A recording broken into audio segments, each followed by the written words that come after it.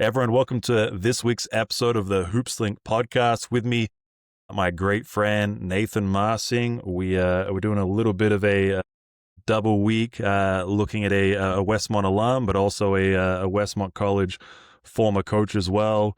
Great friend of mine, a lot of experience. Spent some time with Prolific Prep, and so we're going to break down some prep school action and thinking about those pathways. So really excited for everything we have going on today. Nate, welcome to the show. Thanks. Stoked to be here. Danny, it's been a while. I was waiting for my invite. I finally got it. So Yeah. thank you.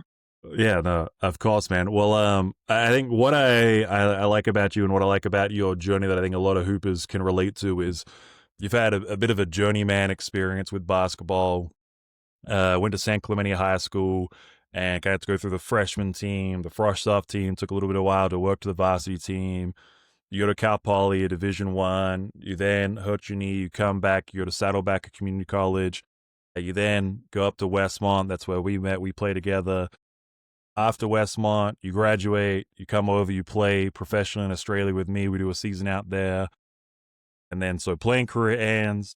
You return to Napa, where Prolific Prep was located at the time. Spent 3 seasons with there. After that, kind of moved down. And then with some breaks in between, spent some time as an assistant coach at Westmont. So I think you've got kind of that full holistic perspective of player that's played at multiple levels that maybe hasn't gone a traditional route, but has still spent time overseas playing, did a tour in Europe prior to going to Australia as well. And so really excited for everyone kind of listen to your perspective and your thoughts. When we kind of talk about, finishing your playing career, you start at Prolific Prep. I mean, obviously, one of the premier prep schools in all of the nation. And so I think it's kind of a hot topic now, especially as people are trying to look at other pathways with everything that's happening in college and the transfer portal. Want to make sure they have the best chance of getting exposure and preparing themselves. And so I just want to hear from you, like thinking about your time at Prolific. What do you think are the real pros of a player that can go that prep route, that can pick that prep route? But also, are there any cons or things that people should consider if that's a pathway they actually want to pursue? Yeah. I would say, and I only know it from the lens of Prolific Prep. That's the only prep school I coached. It's an elite program. Um, we would play against a bunch of other prep schools and some more talented than others. And so I don't know what goes on. I've heard some stories of what can happen there, but just the lens of Prolific Prep, which is kind of at an elite status. The pros are, I mean, right away as you're playing with like Prolific Prep in itself, we had 13 to 15 to 16 just on that 4-year team, Division I players and NBA talent on the team. So pros right away there. You're getting better every day. It's like you're playing against elite competition. So it's going to take you from, you know, a B level player to an A level player if you're surrounded amongst them. So pro with that in itself is just the competition every day in practice, going after it. I had the opportunity to coach Gary Trent Jr., Abu Kijab, Paul Scruggs. These kids, they're all practicing, fighting, competing against each other every single day in practice. And you could see it from day one to the last day. It's like their level just got up of going at each other every day. Yeah, Um, that's awesome. yeah. Yeah, I'd say another thing is just exposure. As another pro is just you're exposed to kind of the Division I lifestyle. If you are one of those, if you're going to a high level D1, mid major, semi, the schedule's crazy. You're traveling with Prolific. These kids had even it would be it would be an intense Division I schedule. Honestly, we were flying out to the middle of America to the East Coast. We went to the Bahamas. We were going to Canada. It was every other weekend. We were going somewhere. So dealing with school at high level competition, um, kind of getting you ready for the collegiate level is another pro as well. Yeah, no, I think that part of prepping for the next level is going to be massive because especially for those guys that are getting ready for, a Division I level, that kind of schedule. Particularly the way college basketball is moving now, you look at places like UCLA or USC that are in the Big Ten, and so now it's not just playing its West Coast schools; they're going, all the way over to the East Coast and back and forth with multiple games in a week. Obviously that's The new yeah, schedules are crazy. The way they got them in there, I'm like, this doesn't make sense. This guy's, yeah, and yeah, it's wild. We'll see what yeah. happens if it stays that way or they change it. But Yeah, I know that some of the coaches definitely have their concerns about it, but obviously kind of the money talks as far as some of those TV deals and all the power conferences. But you mentioned school, and obviously again, kind of I guess you can only come from the perspective of prolific prep. But what does school look like at a prep school compared to say someone who's coming from a regular public school or even just a normal private school? um, is well, at Prolific, there's two different schools we were part of. One was kind of a charter school, I guess you could say, and that one was very tailored to the players. That one was better for the players because it was a very small school. Prolific had a deal with them where their our players would go there. And it was very hands-on for the players. It wasn't a lot of kids in classrooms. They got the attention and they understood what the schedule was like. And that worked. That was called Napa Christian. And that worked. I thought that worked really well. The other one, they went to a bigger private school in the Napa area. And that one, it's more like a normal school. So they're in class with 30 kids, 25 kids. Their schedule is crazy. That one I don't think worked as well because they do need special attention because they're doing something special, right? They're Yeah. traveling across the country every other weekend. They're, elite at their age at what they're doing. So it it depends, right? So I think Prolific kind of figured it out with, hey, actually the kids need even more attention. Like this isn't the most benefit for them. Let's get them even more attention. So they figured that out. I don't know what it looks like for other prep schools. I don't know if it's kind of if they are getting a great education or they're not. I think that all depends on the program and kind of what they're about. I've had friends who played at fifth year prep schools growing up, and I've heard some horror stories about kind of what went on there. They thought they're signing up for X, Y, and Z, and it turns out like just kind of it can be if you don't have all the details, it can just be kind of a money grab for the guy who's doing it. Those are small. Those are, I think, hopefully those are far and few between, but that can happen. So education wise, I think it just varies. And I think those are the questions that the parents need to really ask and need to be involved in their decision making. Yeah, so obviously the prolific prep, you're talking about like these are guys that are, top 50 nationally ranked. They're guys that, probably already before they get there have, at least for the majority, multiple Division One offers. Some of them likely projected in future NBA draft boards. Then you have others that are obviously still just kind of high level talents. But as far as like if you look at that prolific prep roster and how they put it together, and obviously you were there with Billy McKnight. There's a new staff there now, so things might be changing and it might look different in other schools. But from I guess kids reaching out to say like, hey, I want to play at prolific prep versus going out and recruiting and bringing players in. Like, what does that balance look like? Is it exclusively at that level? It's a recruiter who wants you to come in, or is it the weird people that are trying to sign up and join the program? Yeah, when I was there, it was just one. I was, during my time at Prolific, the first year I was there was just one singular team. So for the most part, all the players were recruited to go there.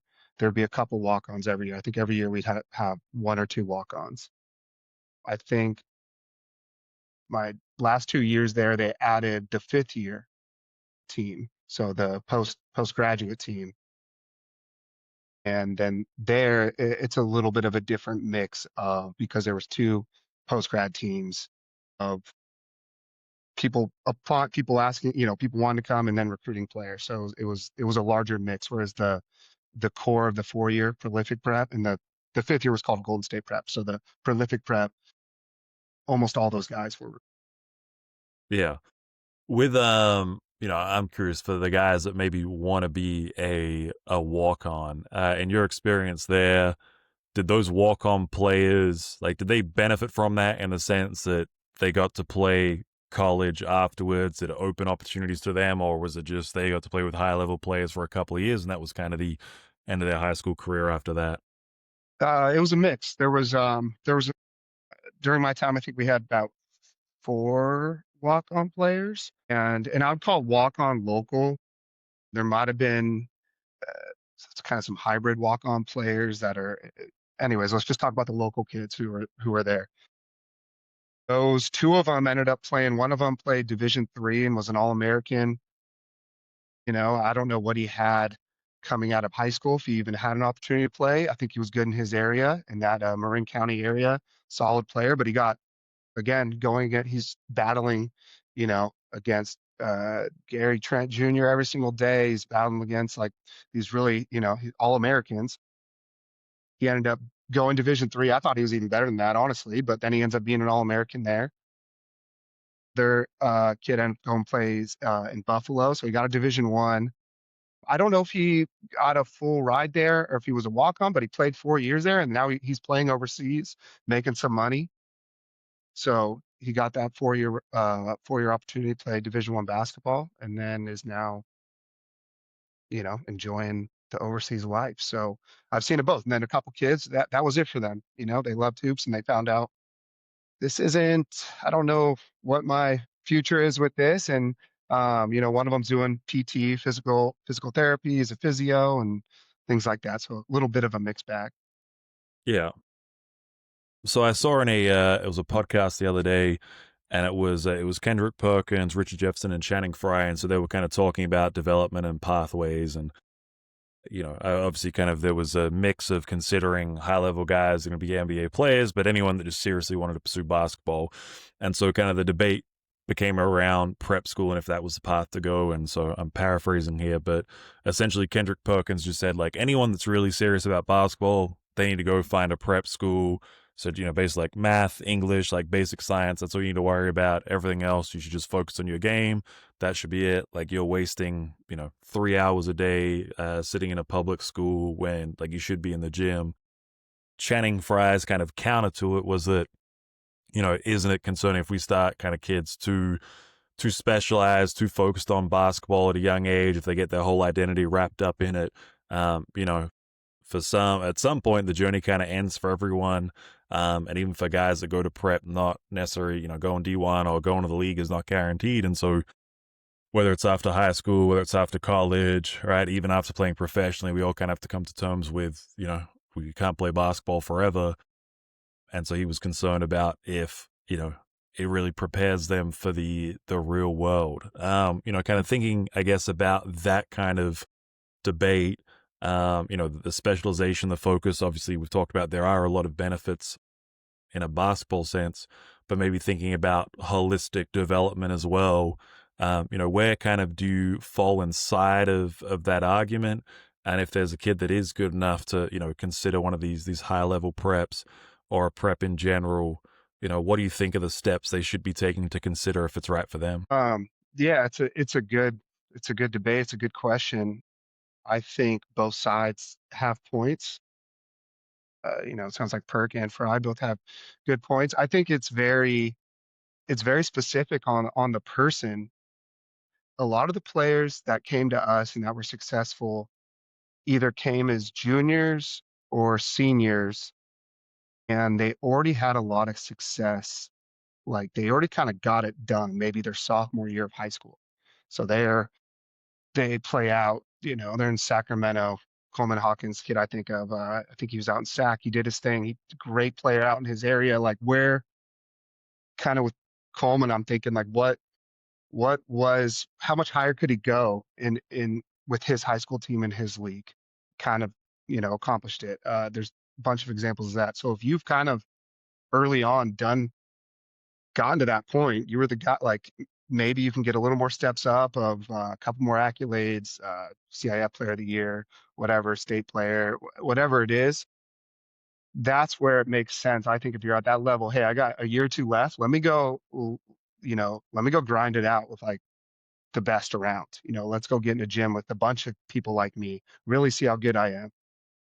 because we all know high school basketball. Normally, high school basketball, there's one or two really good kids on the team, maybe, and the rest are okay. There's maybe one kid usually on the team, if that will go play collegiate basketball, maybe even Yeah. not one, depending on what league you're in and where you're at. So I think that can be a positive, that can be a route for sure.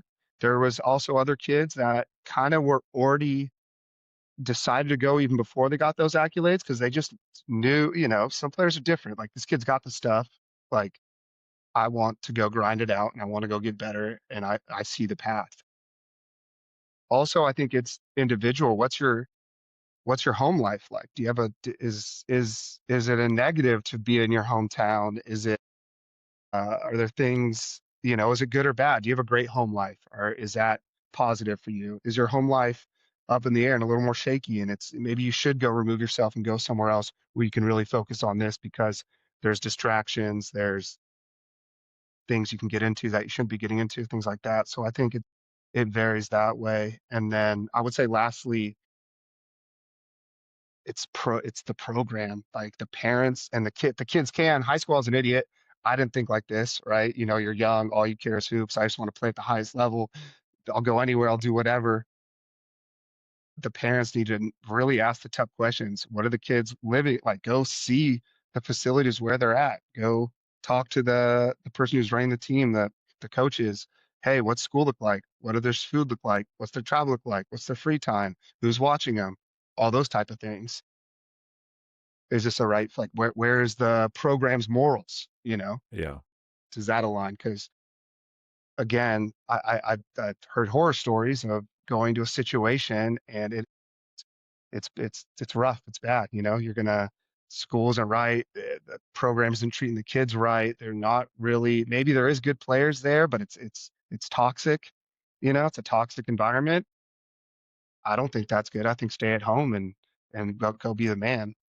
And then I'd say actually one more thing I would say is also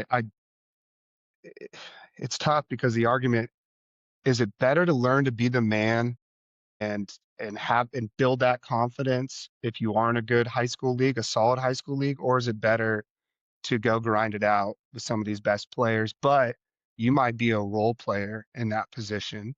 And yeah, maybe in college you'll be a role player too, but you never get that kind of swagger, I guess, of being the man, which I think plays into it. And it's all individual. So it's a tough it's a tough debate. It's a tough question. Yeah. No, I mean, I think you're hitting on a lot of good points. I mean, think about some of those ideas of confidence, like being the man, and for most guys, there's only a handful of guys in the NBA that are superstars on the team. I mean, even at like the top level Team USA, you got like Jason Tatum who's rocking up like DMPs, and so having that ability to, as you climb, at some point, yeah, maybe you are gonna have to be a role player. But it's like a guy like Patrick Beverly, who most of us consider, just to be a role player, good defensive guy, kind of just bark at people and get under their skin. But he was averaging like 40 in high school. And so, he's not known in the NBA as a scorer, but obviously he had an opportunity to kind of go and build some of that swagger, some of that confidence you talked about that allowed him to get to the next level, still, scored well in college. So I think making sure that, understanding that you also need to potentially have a role at some point as well as big. And like I said, I think it's about trying for the players to understand that balance, knowing them. It probably is very individual in the sense of if you are a low confidence guy and you kind of get pushed to the back and you're too early to mature and understand what's happening, like that could have a negative impact on your progress.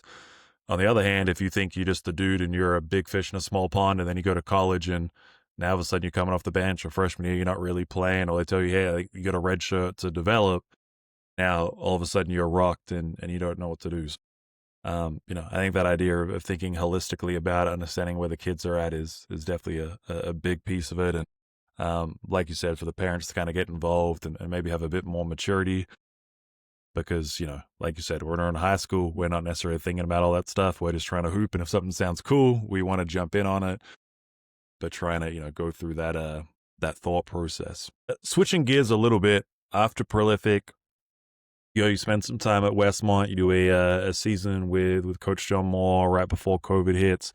He ends up retiring at Westmont, and then you go over to Texas, come back, then do 3 years as an assistant with Landon Boucher.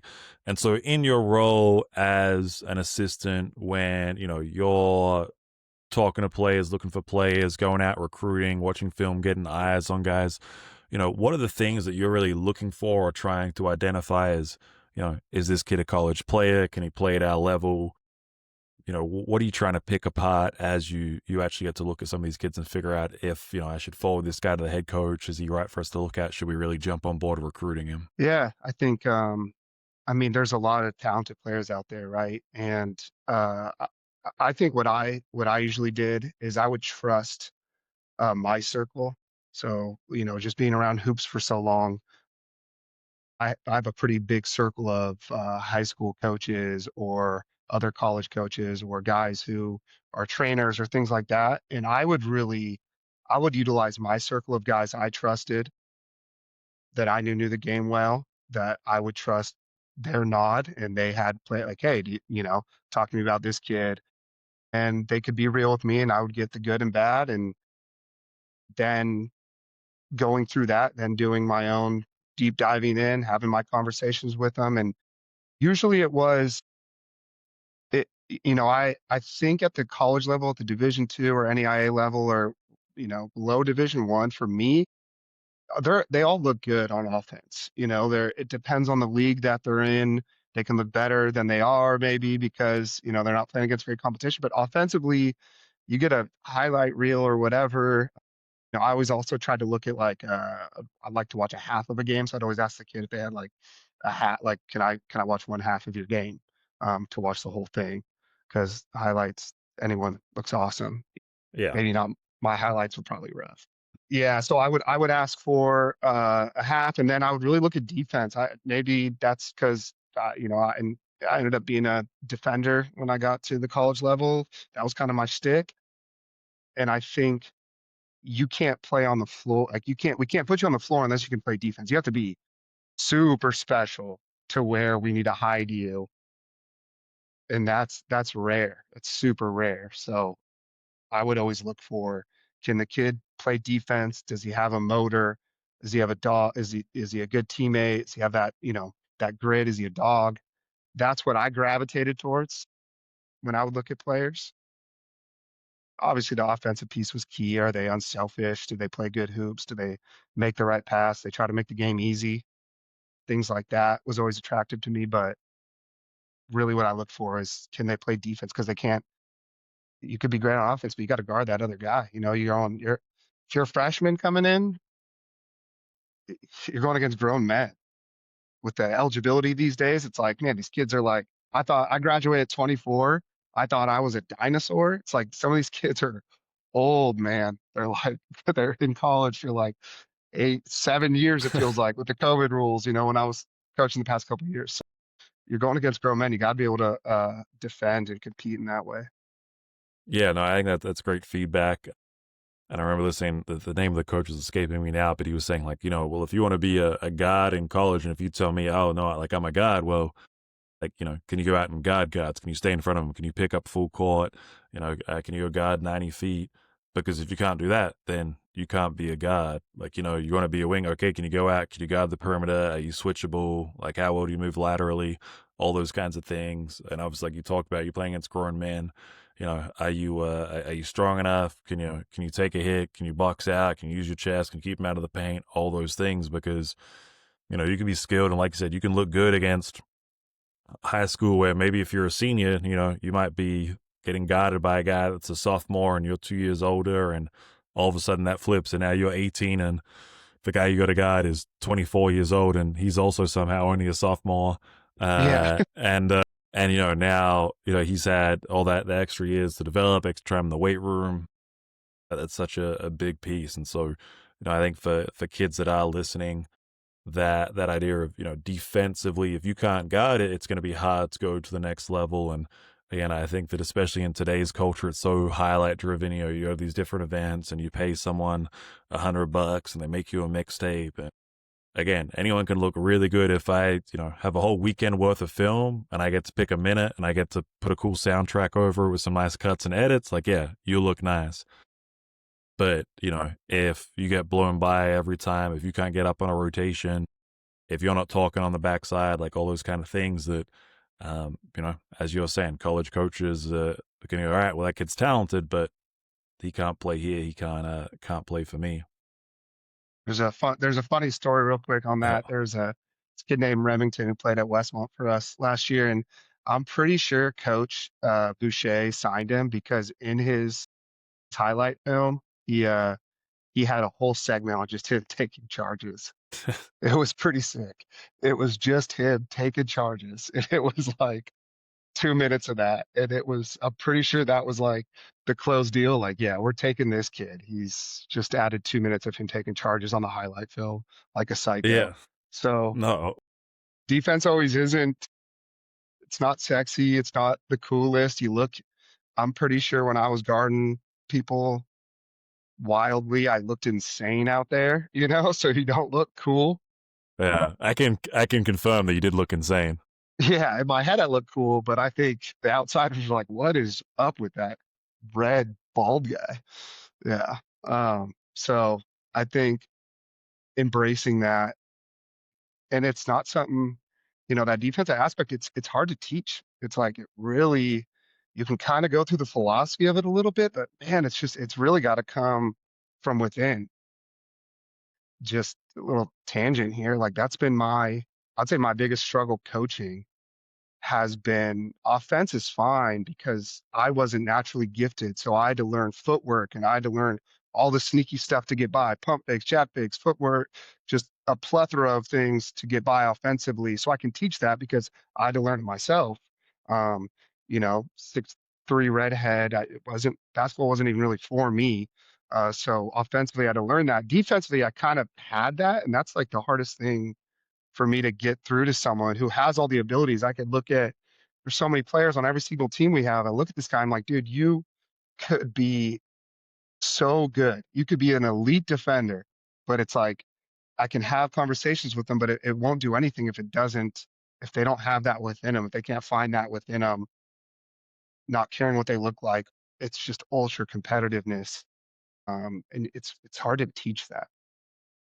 Yeah, no, I think that it is, and there's so many cliches about it, but is that it's kind of that heart piece. It's the mindset piece. I know that we've definitely had guys that kind of in a similar way felt like, hey, like you could be a way better defender, and when you see him start to care about it, like without even teaching him specific technique, just like if you want to play, this is really important that you get done. And when they understand that, okay, like playing defense correlates to, actually how much playing time I get, they make the switch. It's night and day. And I've hardly got into any kind of anything technical yet. I think that with defense, one of the things that maybe is hard for players to get behind or appreciate that a lot of time, like it's thankless work. Like sometimes it's being in the gap at the right time to make sure the ball doesn't get driven there. And it looks like if you're doing your job that like nothing ever happens because there's no gaps. The guy just swings the ball and then you rotate, you have a good closeout.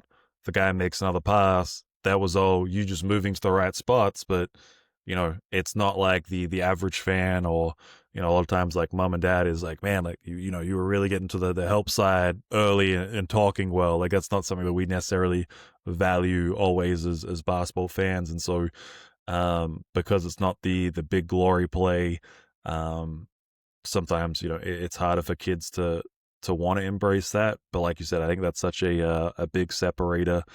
And then I mean, I think talking about separators, and I think like that, the story of the 2 minutes of straight charges is great. Yes, Like sir. I Yeah. always try to explain to guys when they're putting together film, and I have some guys, the ball kind of gets swinged around to them, and like they hit a wide open three, and they basically have taken like the whole season, and it's like them hitting open shots, and you can tell watching the film like you took 25 games, and this is 2 minutes, and I'm watching you hit like one open three every game. That doesn't really tell me a lot about you as a player. Like as a coach, I'm like, all right, like this is, I've got 2 minutes of highlights, but you've taken 25 games to give me 2 minutes of highlights. Like, what does that tell me? If you were trying to advise someone on how to put a highlight package together. And obviously, like you said, a lot of coaches want to watch kind of halves, full game film. But if they were just going to put a highlight film together in kind of initial email reaching out, as far as like guidelines on length, music, no music, what do you want to see? Like what separates, what catches your eye? What would you kind of recommend to someone that's trying to put that together? Yeah, I think I don't know necessarily on length. It depends on what you're showcasing, but maybe a quick segment of some quick highlights of like, hey, this player, some of their like who they are, their stats, where they're from, height, body size, position, things like that. Quick clips, quick little highlights of kind of what they do, the type of player they are, whether that's are they a slasher, are they a shooter, are they whatever it is, are they all around player, and then longer possession segments. I thought when I watched were more beneficial. If you're not gonna send a full half or a full game film, or you are as well, but like maybe some possessions, full possessions, not just quick hitters. The whole thing's a quick hitter because you don't really Yeah. know what's going on. You can't really see all the intricacies. So I always liked when I could watch the possession, the full possession, all the whole shot clock. What's going on? How's this player look? How's he move? How's he setting screens? How did he set himself up to get that highlight? Yeah. Or whatever if the highlight's him making a pass, like how did he set up that pass, or what was he doing the whole possession? How was he talking on the floor? How was he, yeah, little things like that? What kind of screens was he setting? And if so, I think as a players, coaches, I think that's you get to see more of the player, and if you are doing those things, you want to show those. I set a great back screen. That's all I got wide open to get this ball and then rip through and get the dunks because I made a great screen. Yeah. Yeah, I think that's great feedback and things for guys to consider. Obviously, I mean, I coach high school, and everyone that you talk to wants to go, Division One.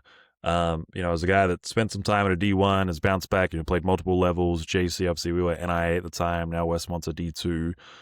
What do you think are some of the big separators between like this is a Division 1 player and this is a Division 2 player? When you were recruiting at Westmont, was there ever a guy that you went, I like him, but like that's definitely a D1 guy. I'm not going to get him?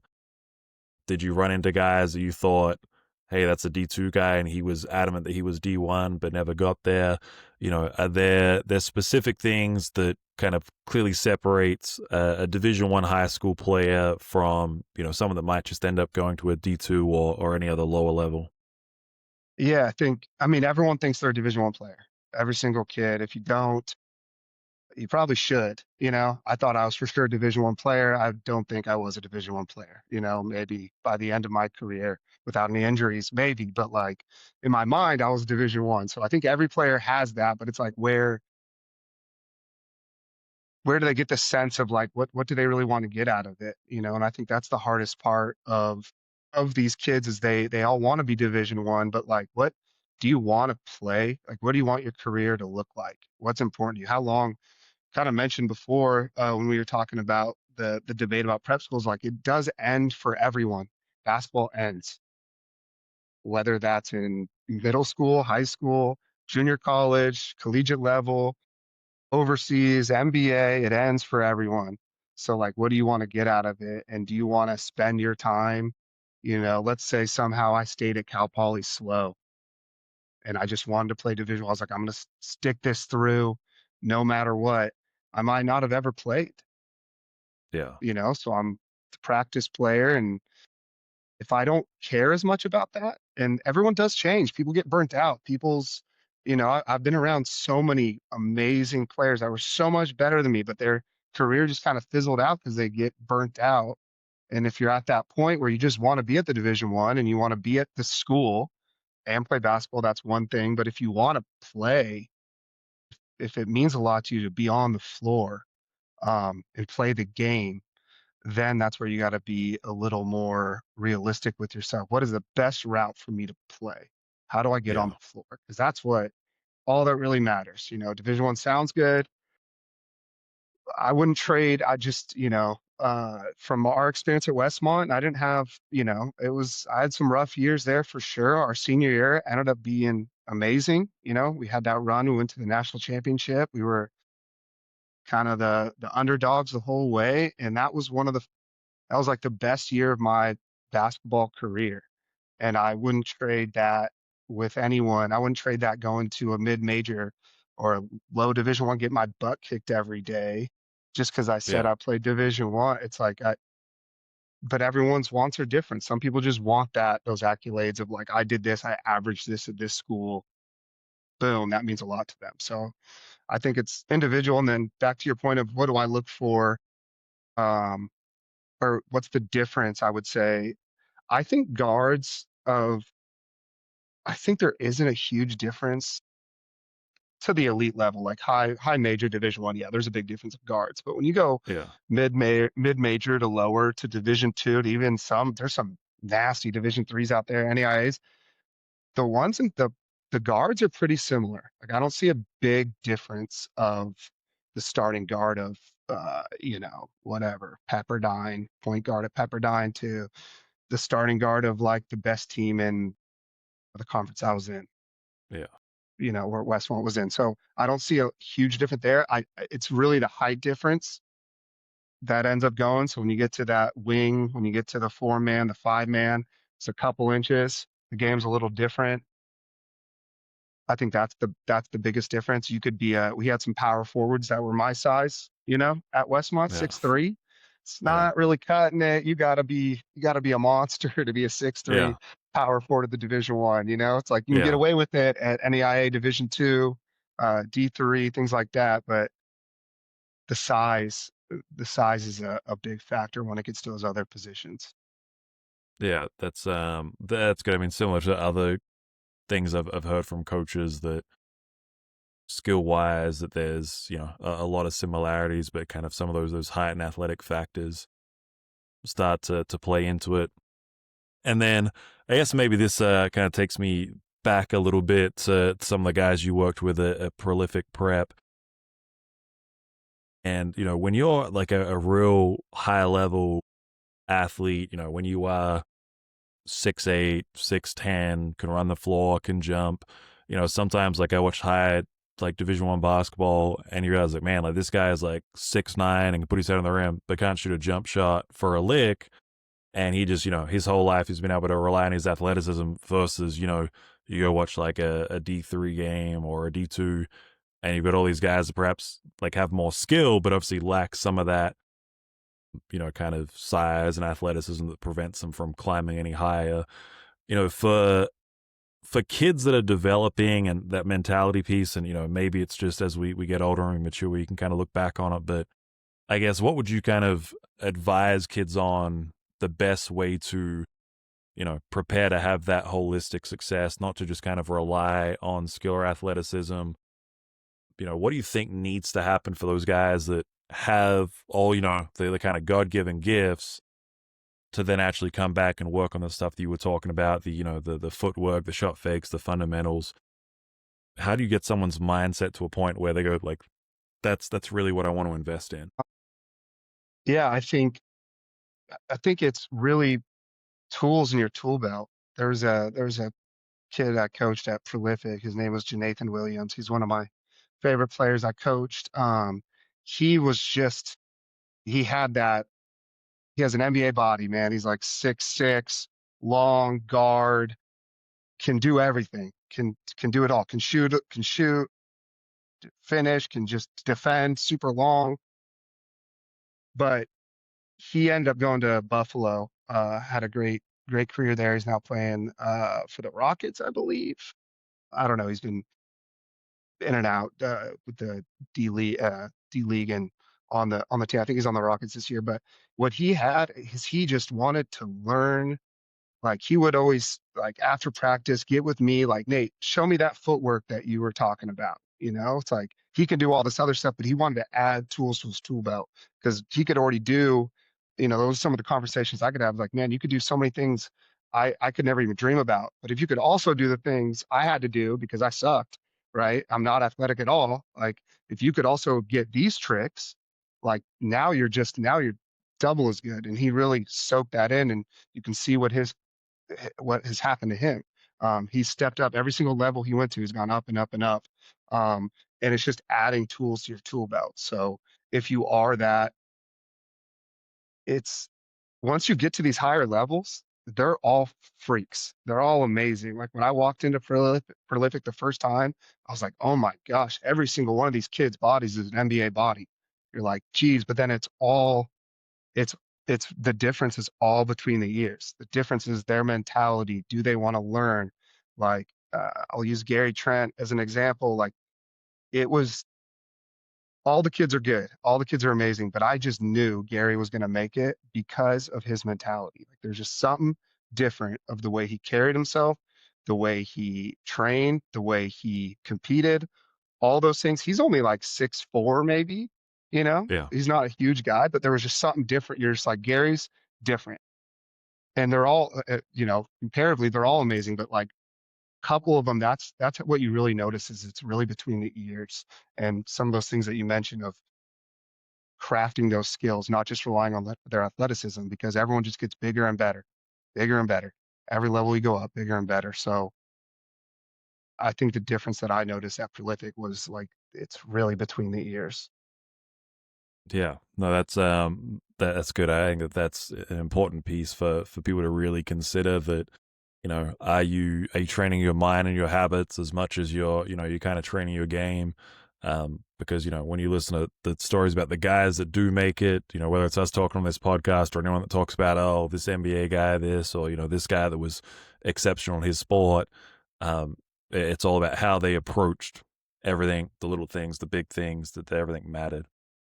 Kind of keeping in line, I think, with maybe it's some of that maturity piece and thinking about what matters. And you talked about, well, like, what do you want your college career to look like, and it's going to end. So, what are you focused on? Do you want to play?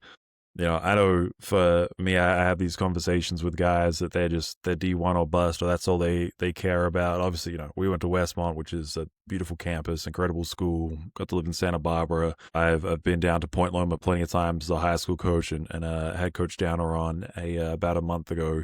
And when I think about D2 school, but a campus where you walk out the back door of the gym and it looks out over the Pacific, and I'm like, man, like I would love to come here for 4 years and like this would be good living. Where was that? Pepperdine? Or not Pepperdine, Point Loma? Point Loma. I know, man. It's like, gosh, I thought Westmont was nice. Point Loma, I'm like, these guys got it so good. Yeah. So for me now, like I think, and I don't necessarily know if I want to name any schools because I don't want anyone to like kind of, catch some strays. But there are some D1 schools which, Name them. Name them. I mean, I don't know. I'm just kidding. I'm just kidding. Don't name them. Edit it out. Name them and then edit them out. I want to know. Okay, yeah. I mean, you could. I would definitely prefer to Point Loma over, going to live at Cal State Bakersfield. Those fans I were think. nasty though. Remember how mean those fans were? Yeah, I think they were calling you Ron Weasley from behind the bench. Yeah, they were getting everyone. Everyone on our team was getting got pretty good. And then you looked over at them, and it was like the guys who were getting us were like the orchestra of the school. It was like the nerdiest guys were like roasting us so hard. That was kind of funny. That was a good run. Sorry, back to So you. What were you saying? yeah. No, so when guys thinking about, like where do you want to go to school? Where do you want to play? Like what would you advise kids to think about if they actually have options? What should they value when picking a school? What should be on that list to determine like this is the right place for me, this is where I want to go? Man, it's like personally, I just think it's different for everyone. It's like finding if you are their coach, then you're a high school coach. Your players have options. It's asking them those questions. That's what I try to ask is like what matters to you? Does it matter the level? Is it level? That's number one. Highest level I can go to. Doesn't matter if I'm at, Cal State Bakersfield or I'm, it doesn't matter. I just want to be at Division 1. Is that their number one goal? What's the school like, the education?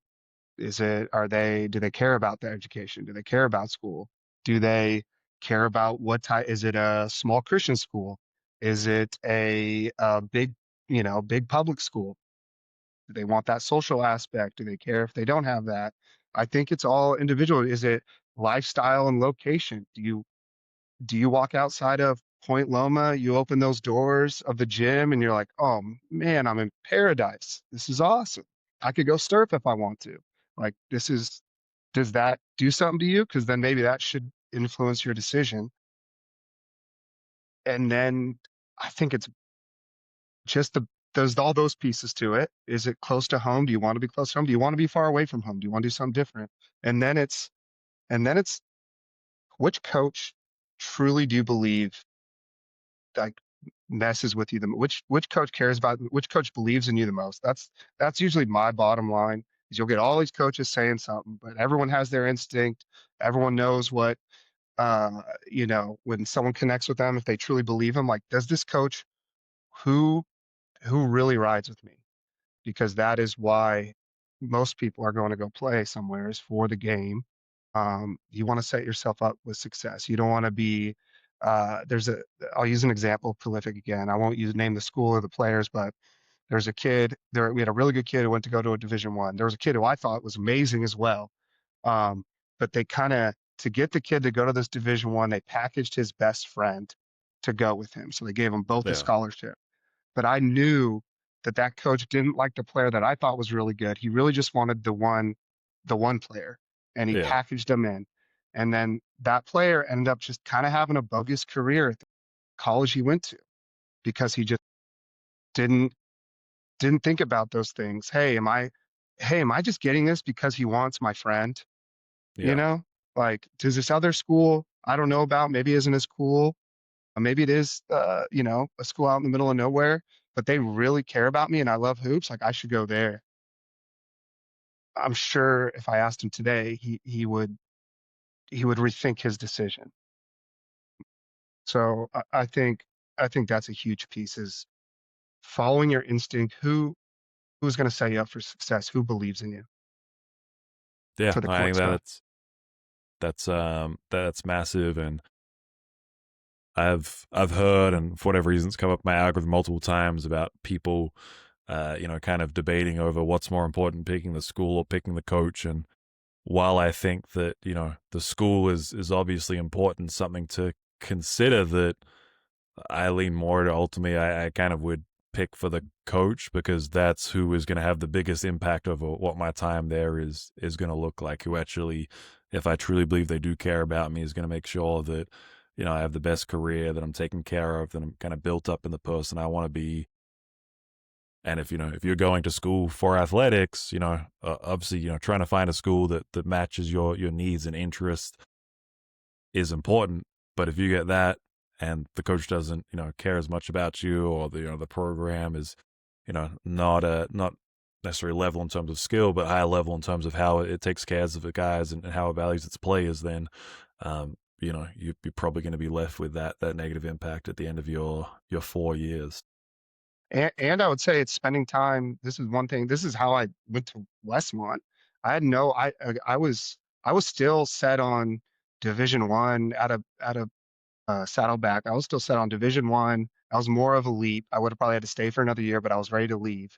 It was looking like Division 2 and NEIA. I just didn't really understand what NEIA was. I was like, I don't know what that is. I think I'm going to go Division 2. The reason I chose Westmont, the main reason was the players. I thought I was just going up there for their runs. And in my mind, I was like, hey, I'm just going to get better. Let me just go compete against these guys. I'm not going to go here. Um, didn't talk to Coach Ward too much before that. And then I ended up going there and it's the players. It was like all the people I was staying with.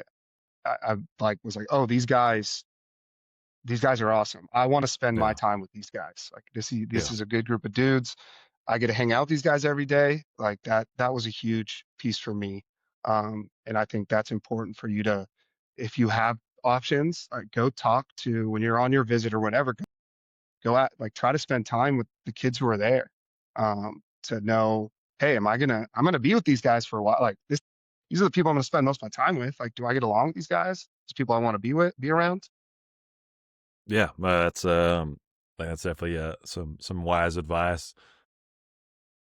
Because again, I think we've all been on teams where when everyone's gelling, like, and you're having a good time, like, you can still lose a game, but if you're cool with everyone, life can still be okay. If the team sucks, if you don't mess with the guys, like it's toxic, everyone's kind of looking out for themselves, you just don't vibe together, then that's a surefire way to have a bad year for sure. And then final question as we wrap up. Obviously, kind of we've talked about your journey and from high school, D1, JC, NIA, professionally, who was in Europe, playing in Australia. Now that playing career's done, you've got to coach at the prep school level, some real high level kids that have been around the NBA, go back, coach at Westmont again. There are things now you've learned as a coach that you're like, man, if I go back and tell like Nate in high school this or in college, like it would make my game better or my career better. Do you have any advice that you've now learned on the other side of it that you wish you could kind of take back and give to yourself when you were playing? Yeah, a lot. I would say I would say the biggest thing is like I think everyone struggles with different things, but I would get in my own way. I would let coaches affect me and get in my head so negatively, and the years I had the least success, it would be like a pity party. This coach is screwing me over. I don't deserve this. I'm better than this. I'm this. Putting it nothing on me, putting it on everyone, and just getting in my own way. So if I could go back and talk to myself, I think the more you can, when you're at your spot and you're at your school, let all that go away. And I think the best years I had, I just competed. I was in the moment in practice, and I said, "You know what? Screw everyone. Screw, like, what? I love my teammates, but like in this practice, I am going to compete, and I want to win every drill. I want to win every little game. I want to make whoever I'm guarding. I want to ruin their day after Yeah. practice. I'll slap them on the butt. We'll go eat together. We're best friends. But during practice, I want you to try to fight me."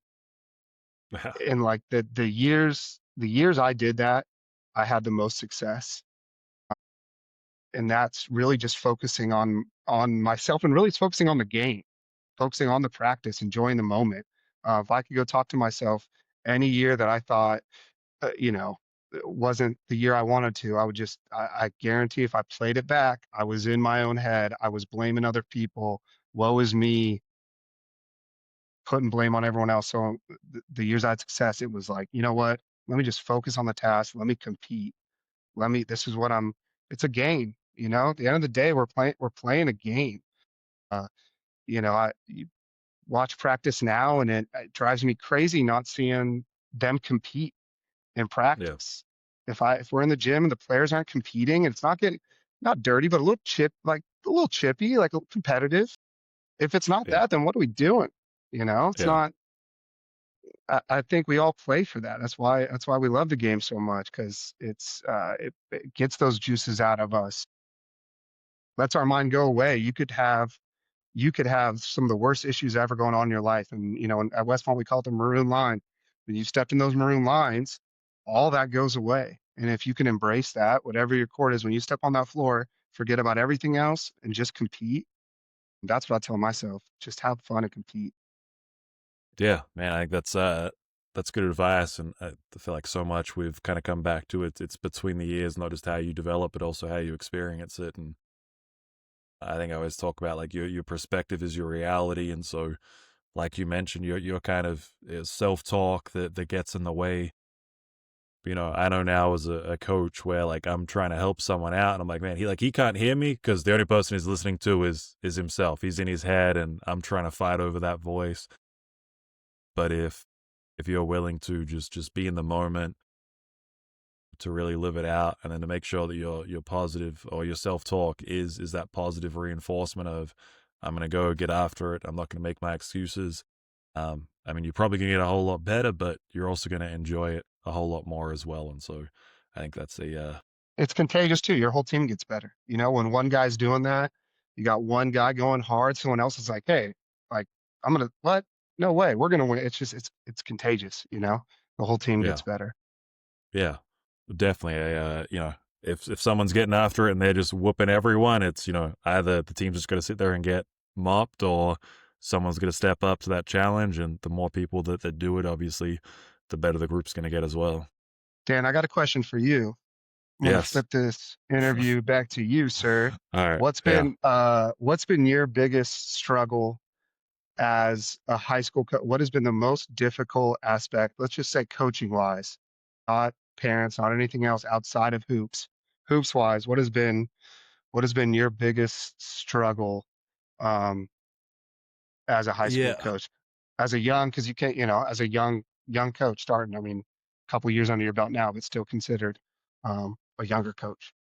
Yeah. I mean, I think there's probably a couple of ways I could answer it. I think my first year, like I was like really hard on myself. When like if we lost, I would kind of tear myself down a little bit internally, where I felt like I had let a lot of people down, and I should have done this or I should have done that. And I can remember one game that I had a timeout left, and I thought about calling it, but I kind of was kind of going with the flow and thought, nah, I'm going to trust him to get out of it. And we ended up turning the ball over, and then that kind of possession is probably what lost us the game. And I remember I was like, man, like that was all my fault, and just I guess just more negative in terms of my assessment on myself. I think that what helped me a lot is to know that is take that longer term perspective.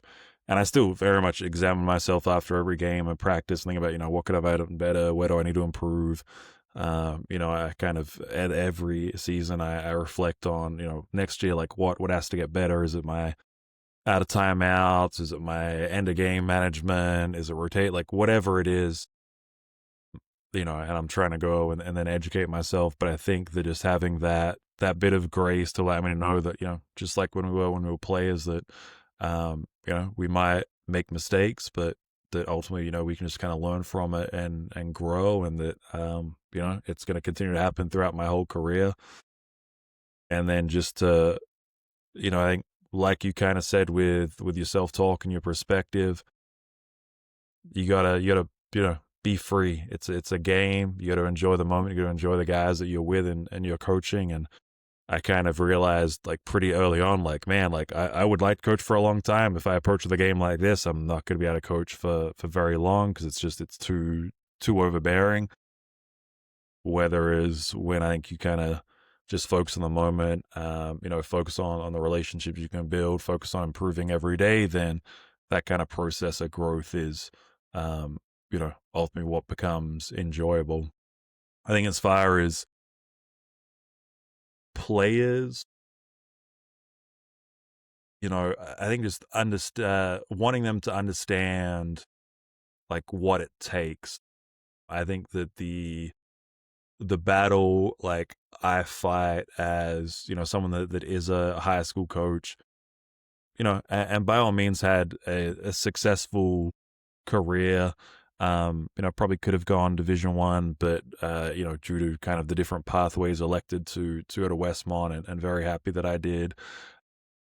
So I told me, like, I was 6'8", like I was reasonably athletic, like, I was decently skilled, um, and like I played at an NIA school, and you are nowhere near physically as gifted as I am, but you believe that just like it's just gonna happen, that you're just gonna all of a sudden be a Division 1 player, or like it's just, you think the work you're doing now is gonna get there. Um, and so oftentimes I think that basketball culture today is based around kind of flattery, that the AAU programs want to get as many kids in as possible. And so they're just, telling the parents how good they are. The kids are just getting told how good they are. It's kind of, I guess, social media culture. Everyone's, so focused on kind of the hype, and that continual positive reinforcement, that when you really want to kind of get on and push guys, or when you tell them like, hey, what you're doing isn't good enough to get to where you want to go, I don't know, they either think you're lying, or that like, you're the one that's in the wrong.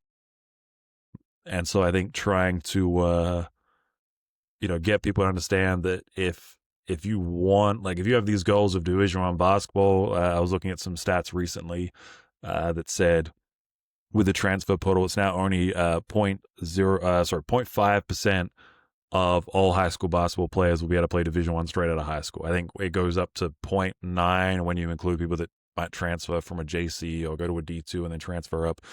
But straight out of high school, um, you know, 0.5 is who gets to go. Like we've kind of talked about, there's the kind of the height, size, athleticism piece that comes into it. And so when, if you're a high school player that's under, probably 6'3", 6'4", your chances of like even being a part of that 0.5 are even smaller. So, do you have a top 0.1% work ethic? Because if you don't, then, you're kind of fooling yourself if that's what you think your goal is. And trying to get people to understand that, because, my job is to try to help kids reach their goals. That's kind of what I hang my hat on. That's kind of my purpose is, hey, I'm kind of here as this guide on your journey that you have these goals, and, we'll kind of coach the team, and individually I want to make sure that you kind of get to where you want to go. But a lot of kids have big goals, but don't necessarily have the work ethic to meet them. So I think that if there was, one thing that I could just kind of go inside my players' heads and or parents' heads and change, it would be that, if like the chances of getting to where you want are so difficult, it's not impossible. But if you're not doing all the little 1% stuff, if you're not in the gym, if you're not in the weight room, if you don't care about your sleep, how you eat, what kind of teammate you are, kind of the stuff you're saying with Gary Trent Jr., just his mentality, how he approached everything was different. Like D1 kids are different than the regular crowd. And so I think that the trying to push that message through is maybe kind of the biggest battle I have on the other side of that coin. So yeah, Yeah. those are probably the two things that I would consider to be the biggest battles for me personally, or and the messages that I'm trying to get through to the kids that I coach. It's crazy now how much it was already hard to play Division 1 out of high school. I graduated '09 from high school, and it was very difficult. And now I just think with this transfer rule, it's like if you're a Division 1 coach, you're a mid-major, mid-major coach, why would you get a freshman? I'm seeing so many players out of our Division 2 league getting picked off because, hey, I could go get a freshman. Is he going to turn out what I think he is? I don't know. It's a gamble. Or I can go get this Division 2 guard who's, leading the league. He's the top guard in his league. He's a sophomore. He's proven. You can go do that. Might be at a little different clip than he's doing at the Division 2 level, but he can do that Division 1. It's like that. It's just made that route even more difficult for a freshman because they can just go get that Division 2 player, NAI player, Division 3 player, another D1 player, JC player. The new JC rule is insane. It's awesome. I think JC is going to come back. I feel like JC kind of once I left, it died down a little bit because of the prep schools. But now Yeah. with the new rule of that, is it 1 year or 2 years? I think it's 1 year. Doesn't count towards your eligibility. Yeah, it's kind of in flux right now. They had the 1 year based on the lawsuit. The NCAA basically created a waiver that you could apply for, and for that one class, it was giving a year back. It's back in the courts now that like the debate is over the access to NIL money, that if they're a part of a separate organization, and they're like that eligibility is being counted, then it has an impact on their potential earnings. So it's a little bit of a wild west. It definitely for some kids right now, there's eligibility that can be brought back, and it probably will depend on what the courts decide if it If it ends up does being a go through, I mean, I think that's great for JCs. I think JCs are awesome, and I think that'll just elevate at least California JCs back to kind of where they were. Imagine, going to play at Saddleback. I went to Saddleback in its heyday. We were a powerhouse. It's like this is a free year. It doesn't even count. So it's like Saddleback we had crazy amount of talent, insane talent. yeah. Everyone was Division 1 talent. Everyone just had something kind of wrong with them. Whether that's an injury or just personal stuff. Everyone had there's a reason why everyone was there, but the talent was insane. So if you can get that level of competition, it doesn't count for your year. then I think the power's back with the JCs and not with the prep schools as much anymore. Yeah, I mean, for me, it was the same thing. We had at Casper, I think 7 guys that ended up playing D1 out of the team that I was on. I think 5 of us ended up playing professionally, no one in the NBA, but a lot over in Europe, and obviously me down in Australia. And so, for the idea of that, like JC isn't the highest level, like there's guys that are there that are super skilled and super talented. But like you said, if it does end up coming past, whether it's a year, 2 years, depending on some of those future court decisions, I mean, if you're a JC coach, I'd be very happy if that's the case, because the talent you're about to get in is going to drastically increase. For college coaches as well, I would maybe almost exclusively recruit out of there as opposed to high schoolers, because it's more proven, it's a chance to mature. That's kind of the way it's trending. Everyone talks about aging up. I know I've called some coaches, and I've got like guys that I think are pretty good players, and they just go, "Hey, coach, like we appreciate, and like I agree that kid's good, but we're not recruiting high school players. Like he should, go to this JC or go to a D2. If he can play like that at a Division 2, we'll tell him to get in the portal and we'll go get him from there." And so that's, whilst obviously as a high school coach and coaching guys that want to get out from this level, it kind of sucks to hear. But it's just the way the game is changing. And so again, I think that's why part of my message is like, hey, like it's guys that used to, like maybe when me and you were coming into college, could get there. Most of those guys that were going D1 now have to go D2, or are going to a JC, or are going to a 5th year somewhere to get another year. So if you really want to be a D1 guy out of high school, like how you're preparing and what you have to do, like has to be drastically different. Separate. Yeah, you have to completely separate yourself. Yeah, man. Well, appreciate having you on. Appreciate the thoughts and the questions. And I think there's a lot of good info here for those that, may be curious about the prep school option, obviously thinking about college recruitment, what to consider. Have we started recording? Separating factors. Yeah, just a little. Okay, my bad. All right, I'm ready. All good, man. All right, Danny, thanks for having me, brother. I appreciate it. Yeah, appreciate you, man, and look forward to catching up soon. Let's go. Later, man.